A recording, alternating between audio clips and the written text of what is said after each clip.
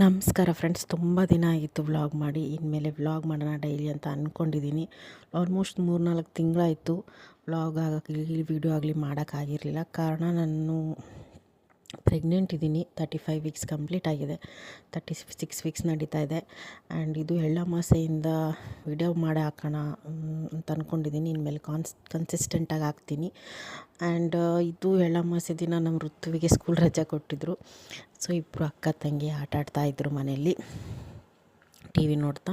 ಬೆಳಗ್ಗೆ ಬೇಗ ಎದ್ದು ಎಲ್ಲ ಕೆಲಸ ಮುಗಿಸ್ಕೊಂಡು, ಅಮಾವಾಸ್ಯೆ ಇತ್ತಲ್ಲ, ಪೂಜೆ ಎಲ್ಲ ಮುಗಿಸ್ಕೊಂಡು ಸ್ನಾನ ಎಲ್ಲ ಮಾಡಿಬಿಟ್ಟು ಆಮೇಲೆ ಅಡುಗೆಗೆಲ್ಲ ರೆಡಿ ಮಾಡ್ಕೊತಾಯಿದ್ರು. ಮತ್ತು ಅವ್ರಿಗೆ ಹೆಲ್ಪ್ ಮಾಡಿದೆ. ಎಣ್ಣೆ ಹೋಳಿಗೆ ಮಾಡಿದ್ವಿ. ಬಜ್ಜಿ ಪಲ್ಯ, ಈ ಕಡೆ ಎಲ್ಲ ಬಜ್ಜಿ ಪಲ್ಯ ಅಂತ ಮಾಡ್ತಾರೆ. ತುಂಬಾ ಚೆನ್ನಾಗಿರುತ್ತೆ, ಟೇಸ್ಟಿಯಾಗಿರುತ್ತೆ.